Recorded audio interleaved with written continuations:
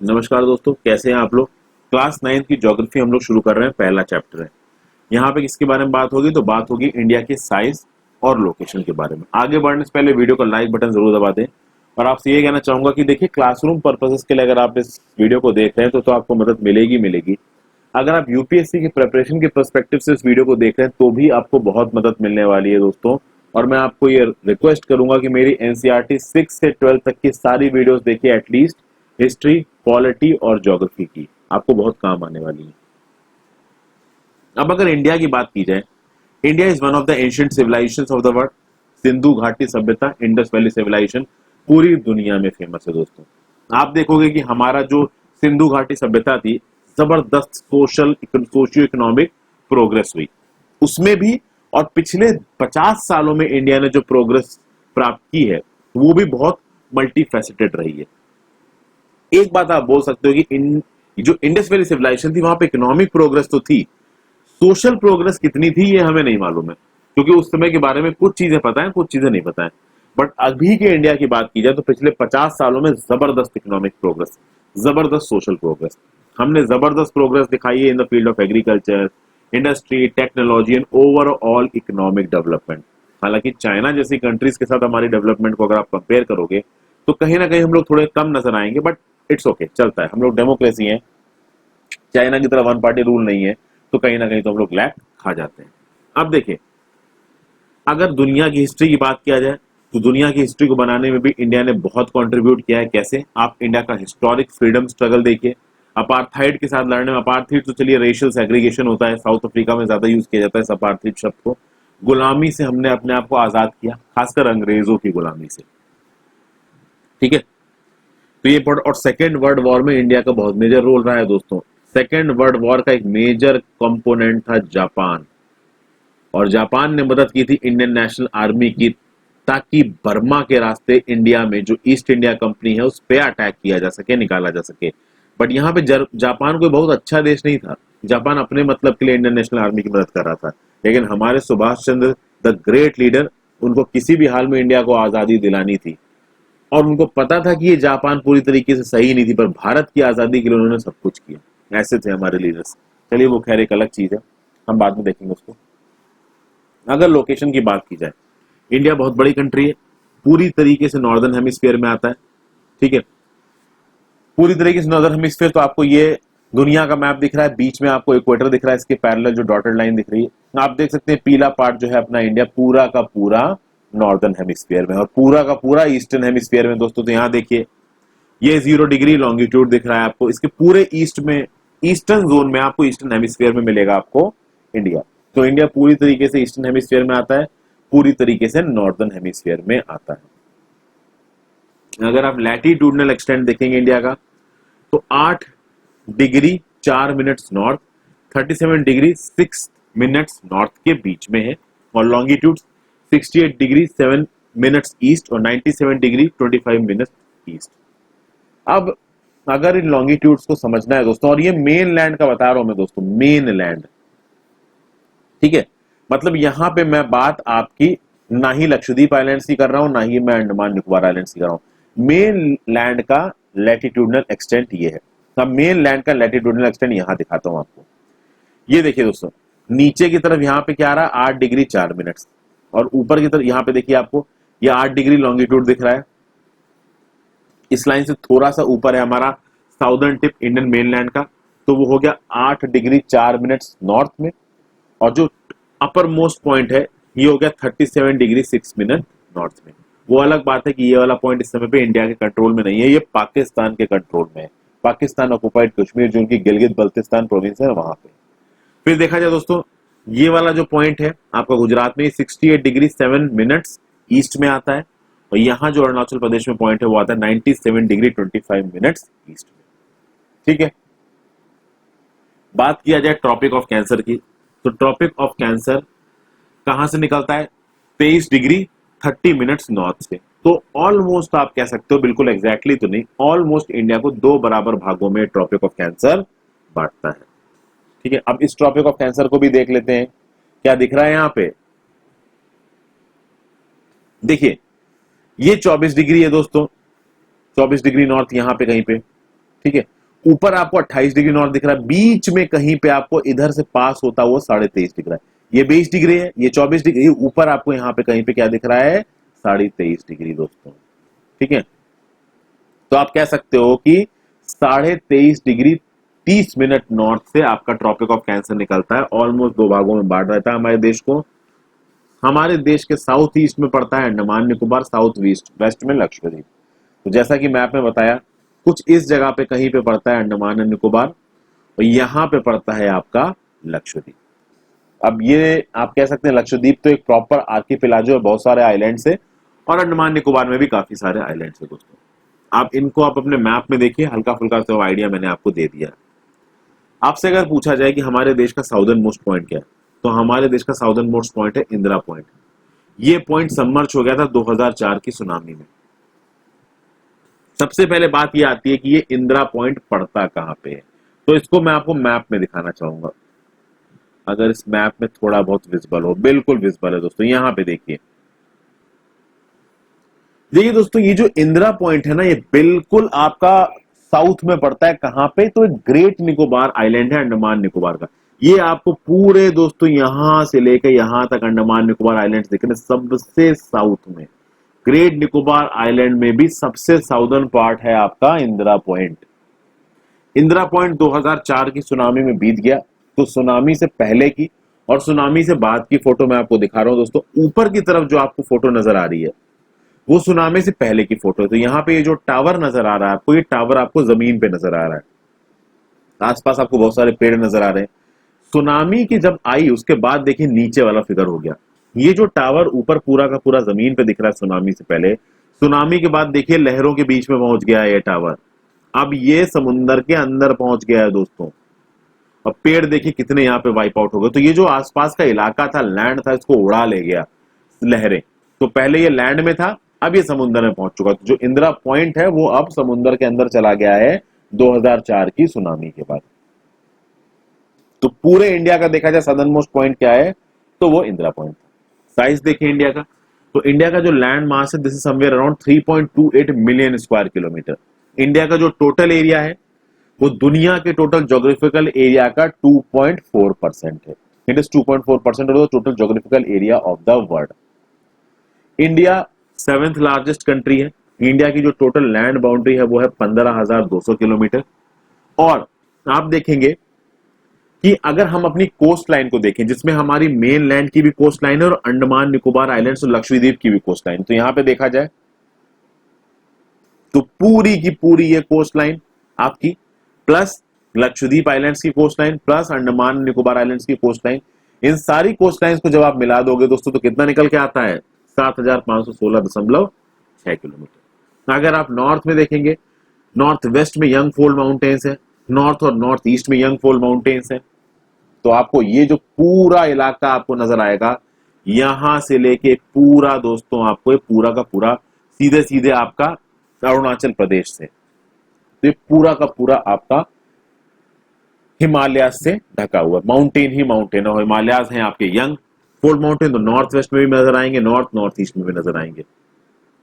आप देखोगे 22 degree north के नीचे जो हमारा इंडियन पेनिनसुला है वो टेपर होने लगता है, कुछ इस टाइप का होने लगता है। ठीक है, इंडियन ओशन में एक्सटेंड करता है और आपको दो ओशंस नजर आएंगे। इस तरफ आपको नजर आएगा बे ऑफ बंगाल, इस तरफ आपको नजर आएगा अरेबियन सी। ठीक है, आप देखोगे अगर लैटिट्यूडनल एक्सटेंट और लॉन्गिट्यूडनल एक्सटेंट, तो दोनों तरफ आपको लमसम 30 डिग्री का लैटिट्यूडनल और लॉन्गिट्यूडनल एक्सटेंट नजर आएगा। चाहे आप इस एक्सटेंट से इस एक्सटेंट की बात कर लो, चाहे आप नॉर्थ से लेके यहां से लेके साउथ तक की बात कर लो। अच्छा, नॉर्थ से साउथ है 3,214 किलोमीटर, वेस्ट से ईस्ट है यानी यहां से यहां की बात करिए 2,933 किलोमीटर। आप देख सकते हो कि ईस्ट वेस्ट जो एक्सटेंशन है वो नॉर्थ वेस्ट एक्सटेंशन से थोड़ा छोटा है, बट अप्रोक्सीमेटली 30 डिग्री दोनों आते हैं, 30 डिग्री लैटिट्यूड और 30 डिग्री लॉन्गिट्यूड। ओके, अब देखिए गुजरात से लेकर अरुणाचल प्रदेश तक लगभग 2 घंटे का टाइम लैग है। अब ये कैसे है ये बताता हूं आपको। अब आप सोचोगे कि भैया ये 2 घंटे का लैग कैसे। देखिए मैंने आपको पहले ही दोस्तों अपने, अगर आपने मेरी ये जो लॉन्गिट्यूड और टाइम को कैलकुलेट करने वाली वीडियो देखी है, देखिए ये जो आपका लॉन्गिट्यूडनल एक्सटेंट है ये 30 डिग्री का है, मैंने आपको बताया दोस्तों, जो पूरा ग्लोब होता है ये 360 डिग्री का होता है। अब आपको पता है कि 24 घंटे में एक दिन में भाई अपनी एक्सिस पे अर्थ घूम जाता है, मतलब पूरा 360 डिग्री घूम जाता है। अगर अगर अर्थ के पूरे सरफेस को 360 डिग्री मान लिया जाए और 24 घंटे में पूरा घूम रहा है, तो एक घंटे में कितना घूमेगा? 15 डिग्री घूमेगा। तो ये जो हमारा देश है जिसका लैटिट्यूडनल एक्सटेंट ऑलमोस्ट 30 डिग्री है, इसको घूमने में लमसम कितना घंटा लगेगा? 2 घंटा। इसीलिए इन दोनों पॉइंट्स पे यानी ईस्टर्न और वेस्टर्न पॉइंट्स के बीच में 2 घंटे का डिफरेंस होगा। आप मुझे बताइए, ईस्टर्न पॉइंट वेस्टर्न पॉइंट से आगे होगा, पीछे होगा? अगर ईस्टर्न पॉइंट पे 10 बजे हैं तो वेस्टर्न पॉइंट पे कितना बजा होगा? तो मान लीजिए अरुणाचल के स्ट्रिप पे 10 बजा हुआ है, सुबह का 10 AM है, तो आपका गुजरात के इस पॉइंट पे कितना बज रहा होगा? बस वैसे देखा जाए, वैसे तो देखिए दोनों जगहों पे एक ही चीज बज रही होगी। क्यों? क्योंकि हमारा जो स्टैंडर्ड मेरिडियन है वो निकलता है, इंडियन स्टैंडर्ड मेरिडियन वो निकलता है 82.5 डिग्री पे। तो भाई अगर इंडिया में 9 बज रहे हैं सुबह के, तो इस पॉइंट पे भी 9 बजेंगे और इस पॉइंट पे भी 9 बजेंगे, यानी ईस्टर्न वेस्टर्न पूरे इंडिया में 9 ही बजेंगे। लेकिन मान लीजिए कि हम लोग जो इंटरनेशनल स्टैंडर्ड से टाइम कैलकुलेट करने का उसको फॉलो करें, तो मान लीजिए अरुणाचल प्रदेश की ईस्टर्न एज पे 10 बज रहे हैं सुबह के, तो आप बताइए हमारे जो वेस्टर्न एज है गुजरात का, वहां कितना बज रहा होगा? बस आपकी प्रैक्टिस के लिए, ये जानने के लिए आपको कितना समझ में आ रहा। जो हमारा स्टैंडर्ड मेरिडियन है वो निकलता है मिर्जापुर से, उत्तर प्रदेश में इलाहाबाद में एक जगह है शायद नैनी करके, वहां से भी निकलता है। ठीक है, तो ये चीज हो गई आपकी। फिर अगर लैटिट्यूडनल एक्सटेंट की बात की जाए दोस्तों, तो लैटिट्यूडनल एक्सटेंट इस बात को भी डिसाइड करता है कि दिन कितने बड़े होने वाले, रातें कितनी बड़ी होने वाली है। अगर आप बिल्कुल साउदर्न एक्सट्रीमिटी में चले जाएं दोस्तों, तो आप इक्वेटर के बहुत पास जाते जाते हैं, और जैसे जैसे आप इक्वेटर के पास जाते जाते हैं, दिन और रात के बीच का जो फर्क होता है ना, वो कम होता जाता है। लेकिन जैसे जैसे आप इक्वेटर से दूर जाते जाओगे, यानी हमारी नॉर्दर्न एक्सट्रीमिटी पे जाते जाओगे, यानी आप मान लीजिए जम्मू एंड कश्मीर पहुंच गए, तो जम्मू एंड कश्मीर में दिन और रात के बीच में गैप होता है। तो हमारे साउदर्न पार्ट में दिन और रात के बीच का जो गैप है, उनके ड्यूरेशन का जो गैप है, गैप मतलब ड्यूरेशन को, मान लीजिए 12 दिन, 12 घंटे का दिन और 12 घंटे की रात, यानी 12 घंटे रोशनी और 12 घंटे अंधेरा। तो आप साउदर्न पार्ट्स में देखोगे कि ये 12-12 घंटे में ज्यादा फर्क नहीं होगा। वहीं पे अगर आप जम्मू एंड कश्मीर और नॉर्दर्न पार्ट में पहुंच जाओगे, तो आपको ये लगने लगेगा कि भाई दिन और रात में थोड़ा बहुत फर्क आ रहा है, क्योंकि इक्वेटर से हम दूर हो जाते हैं। ये बात समझ में आई? पॉपुलेशन की स्क्वायर किलोमीटर की बात की जाए हमारे देश के दोस्तों, अब इस पे आते हैं। पहले ऊपर का हम लोग कंसेप्ट देख लेते हैं, सॉरी थ्योरी देख लेते हैं। अगर देखा जाए इंडिया का लैंडमार्क्स कहां का फैला है, इंडिया की सेंट्रल लोकेशन है दोस्तों ईस्ट एशिया के बीच में और वेस्ट एशिया के बीच में। ठीक है, अब आप बोलोगे कि भाई ईस्ट एशिया में क्या होता है, तो जो association of south east Asian nation है, तो इंडोनेशिया है, मलेशिया है, फिलीपींस है, ये सब ईस्ट एशिया में आ गया दोस्तों।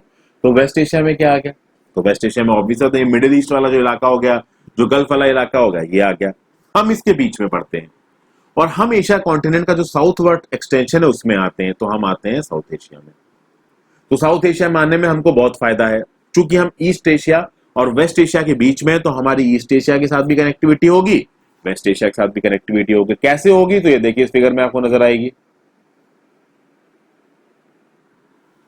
अपने ईस्टर्न पोर्ट्स का इस्तेमाल करके हम म्यांमार, थाईलैंड, मलेशिया, सिंगापुर जैसी कंट्रीज में जा सकते हैं। अपने वेस्टर्न कोर्ट्स का इस्तेमाल करके हम पाकिस्तान, कराची, ईरान और फिर ओमान, यमन, सऊदी अरेबिया जैसी कंट्रीज में जा सकते हैं। तो भाई ईस्ट एशिया के साथ भी हमारा कनेक्शन है, वेस्ट एशिया के साथ भी हमारा कनेक्शन है। प्लस दोस्तों देखिए, हम बिल्कुल आप कह सकते हैं ना इंडियन ओशन का जो रास्ता है उस पर पड़ते हैं। तो देखिए यूरोप से अगर कोई सामान आ रहा है, तो वो इस इंडियन ओशन को क्रॉस करता हुआ स्ट्रेट ऑफ मलक्का से होता हुआ इधर जाएगा। तो भाई हमारी जो लोकेशन है ना इंडियन ओशन में, बहुत ही प्रोमिनेंट लोकेशन है, बहुत ही स्ट्रेटेजिक लोकेशन। हमारा जो डेक्कन पॉनिनसुला है प्रोट्रूड करता है इंडियन ओशन में, तो हम वेस्ट एशिया, अफ्रीका, यूरोप सबके साथ कांटेक्ट बना के रख सकते हैं। इंडियन ओशन की बात की जाए तो इंडियन ओशन के साथ जितनी बड़ी बाउंड्री इंडिया की और किसी भी कंट्री की इतनी बड़ी बाउंड्री नहीं है, इसलिए पूरा का पूरा ओशन इंडिया के नाम पे पड़ा है, इंडियन ओशन दोस्तों। अब अगर यूरोप से ट्रेड की बात की जाए, जब से स्विज कैनाल बनी 1869 में, तब से यूरोप के साथ इंडिया का जो डिस्टेंस है 7,000 किलोमीटर से घट गया है। कैसे घट गया है ये मैं आपको बताता हूं, अभी आपको यहां पता चल जाएगा। पहले क्या होता है दोस्तों, स्विस कैनाल है कहां, पहले तो ये देखिए, आपको यहाँ पे स्विस कैनाल रेड रेड रंग में नजर आ रही है। सीधे सीधे वो मेडिटेरेनियन सी को रेड सी से जोड़ रही है। ये रेड सी आपका सीधे सीधे इंडियन ओशन में खुलेगा, ये आपको इस फिगर में दिख रहा है। जब स्विस कैनाल नहीं थी दोस्तों, तब पूरा का पूरा इस अफ्रीका कॉन्टिनेंट को घूम के पार करके केप ऑफ गुड होप से होके इंडिया आना पड़ता था। लेकिन जब से स्विस कैनाल खुली है, तब से सीधे सीधे रेड सी का कनेक्शन हो गया मेडिटेरेनियन सी के साथ, और मेडिटेरेनियन सी का एक्सेस है यूरोपियन कंट्रीज को। तो शिप्स क्या होते हैं, इस स्विस कैनाल का प्रयोग करके रेड सी में आ जाते हैं, रेड सी से इंडियन ओशन में पहुंच जाते हैं और इंडिया आ जाते हैं। ठीक है दोस्तों, तो ये चीज है यहां पे। फिर आगे देखते हैं, अगर स्क्वायर किलोमीटर बात की जाए, रशिया 17.09, आप कह सकते हैं कि ये जो आपका दे रखा एरिया इन स्क्वायर किलोमीटर, कौन सा एरिया दे रखा, हाँ ये बेसिकली शायद मिलियन स्क्वायर किलोमीटर है। जी हाँ, ये मिलियन स्क्वायर किलोमीटर है। 3.28 मिलियन स्क्वायर किलोमीटर हमारा इलाका है। अगर आप रशिया का इलाका देखें तो वो है 17.09 million square kilometre. 9.98 Canada, USA 9.83, USA से थोड़ा ही छोटा है चाइना, फिर ब्राजील, ऑस्ट्रेलिया और फाइनली इंडिया। हम लोग हैं 7th largest in the world area wise.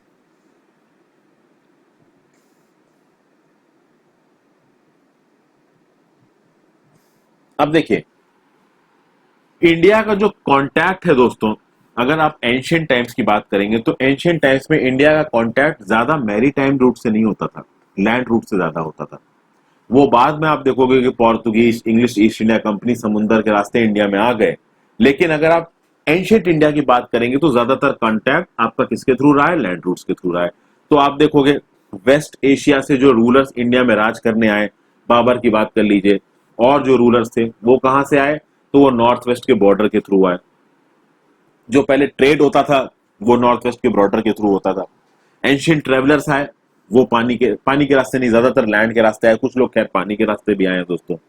फिर आप देखोगे उपनिषद में लिखे हुए आइडिया, रामायण, पंचतंत्र में लिखी हुई स्टोरीज दुनिया भर में फैल गई। कैसे फैल गई, इन्हीं रास्तों से फैल गई। फिर इंडियन न्यूमरल्स डेसिमल सिस्टम दूसरों दुनिया के दूसरे भाग में पहुंच गया। कैसे पहुंचा, इन्हीं रास्तों से पहुंचा।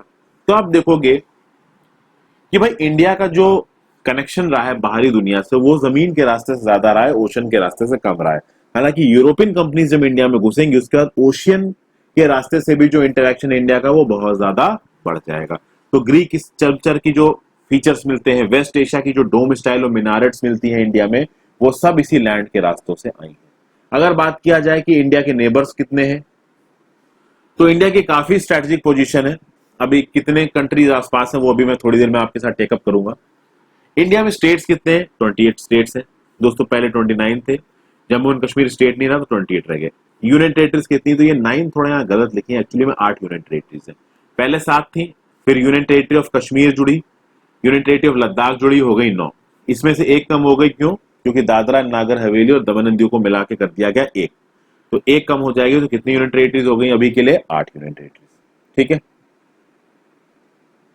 अगर बात किया जाए इंडिया किसके साथ लैंड बॉर्डर शेयर करता है, तो पाकिस्तान और अफगानिस्तान के साथ नॉर्थ वेस्ट में, चाइना का जो तिब्बत ऑटोनॉमस रीजन है, हालांकि उस पर ऑक्युपाई कर रखा है इलीगल चाइना ने, उसके साथ बॉर्डर शेयर करता है। नेपाल और भूटान के साथ बॉर्डर शेयर करता है नॉर्थ में, म्यांमार बांग्लादेश के साथ ईस्ट में। तो देख लेते हैं यहाँ पे पाकिस्तान तो दिख ही रहा है आपको इधर, ये वाला इलाका आपका अफगानिस्तान के साथ कनेक्टेड है। अनफॉर्चुनेटली ये पाकिस्तान ने ऑक्युपाई कर रखा है, तो अभी के लिए हमारे कंट्रोल में वो इलाका नहीं है जो अफगानिस्तान के साथ हमें जोड़ता है। इसके हमको काफी नुकसान होते हैं दोस्तों।